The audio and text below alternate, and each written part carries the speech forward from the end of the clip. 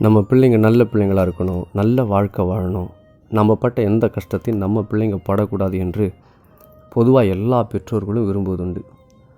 ஆனால் துரதிர்ஷ்டவிதமாக நிறைய குடும்பங்களில் இதற்கான சூழ்நிலைகளும் காரணங்களும் சாதகமாக அமைவதில்லை. இது வருத்தத்திற்குரியது. இருப்பினும் ஒரு நம்பிக்கொண்டு பரிசுத்த வேதாகமம் காண்பித்து கொடுக்கும் 3 வாழ்வியல் உண்மைகளை நாம் அறிந்து கொள்வதினாலும் புரிந்து கொள்வதினாலும் நமக்குள்ளும் நம் பிள்ளைகளுக்குள்ளும் மாற்றம் வருவது நிச்சயம். வாழ்வியல் உண்மை 1. வீடும் ஆஸ்தியும் பிதாக்கள் வைக்கும் சுதந்திரம். நீதிமொழிகள் 19:14 இவ்வாறாக சொல்லுகிறது. நாம் வாழ்வதற்கு உணவு, உடை, இருப்பிடம் அத்தியாவசியம். இவைகளை உழைப்பாலும் நல்ல சேமிப்பாலும் பெற முடியும். நம் பெற்றோர்கள் ஒருவேளை இதை நமக்கு செய்யாமல் போயிருக்கலாம். இதற்கு பலவிதமான காரணங்களும் இருந்திருக்கலாம். ஆனால் நாம் நம்ம பிள்ளைங்களுக்கு பெற்றோர்கள். இந்த சத்தியத்தை நாம் தெரிந்து கொண்டது நல்லது. வாழ்வில் உண்மை 2.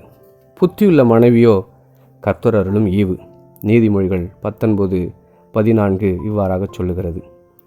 சொத்தும் சுகமும் நல்ல பெற்றோர்கள் மூலமாக வரும். ஆனால் குடும்ப வாழ்க்கை என்பது கடவுளுடைய பரிசாக இருக்கிறது. ஆவதும் பெண்ணாலே அழிவதும் பெண்ணாலே என்பது சான்றோர் வாக்கு. கர்த்தருக்கு உண்மையாக இருந்தால் ஆண்டவரே புத்தியுள்ள மனைவியை ஏற்ற காலத்தில் ஈவாக தருவார். வாழ்வில் உண்மை 3. பிள்ளைகள் கர்த்தரால் வரும் சுதந்திரம் மற்றும் கர்ப்பத்தின் கனி அவரால் கிடைக்கும் பலன். சங்கீதம் 127:4 இவ்வாறாக சொல்லுகிறது.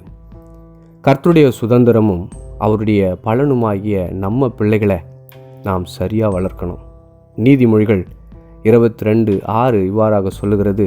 பிள்ளையானவன் நடக்க வேண்டிய வழியிலே அவனை நடத்து, அவன் முதிர் வயதிலும் அதை விடாதிருப்பான். எப்படி வளர்ப்பது? பிள்ளைகளுடைய வாழ்க்கையில் 3 விதமான வளர்ப்பு இடம்பெறுகிறது. 1 தாயின் வளர்ப்பு, 2 தந்தையின் வளர்ப்பு, 3 ஆசானின் வளர்ப்பு. தாய் சிறந்த கோவில் இல்லை, தந்தை சொல்மிக்க மந்திரமில்லை என்று சான்றோர் கூறுவர். இதற்கு இஸ்ரவேலரின் பிள்ளை வளர்ப்பு சான்றளிக்கிறது. கருதரிக்கப்பட்ட பெண் குழந்தை கருவில் இருப்பது தொடங்கி பிறந்து 6 வயது வரை ஒழுக்கத்தையும் உண்மையையும் கீழ்ப்படிதலையும் கற்றுக் கொடுப்பாள். பிள்ளையின் 6 வயதிலிருந்து 12 வயது வரை உழைப்பையும் குடும்ப பொறுப்புகளையும் சமுதாய நெறிகளையும் தந்தை கற்றுக் கொடுப்பார். 12 வயதிலிருந்து 18 வயது வரை யூத ரபிமார்களிடம் அனுப்பி வேதத்தையும் தேச சட்டங்களையும் கல்வியும் கற்கும்படி செய்வர். விளையும் பயிர் முளையிலே தெரியும் என்பார் பெரியோர்.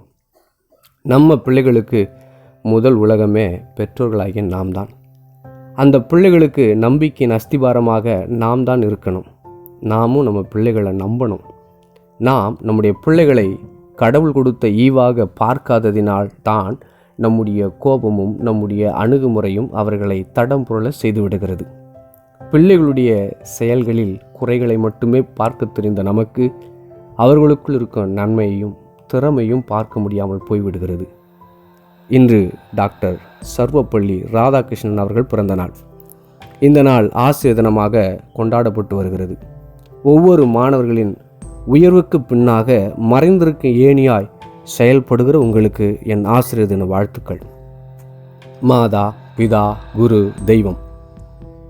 தெய்வம் யார் என்பதை பிள்ளைகள் கண்களால் பார்த்தும் கைகளால் தொட்டும் அறிய வேண்டும் என்பதற்காக தெய்வம் மாதா, பிதா, குருவை கருவியாக வைத்திருக்கிறார்.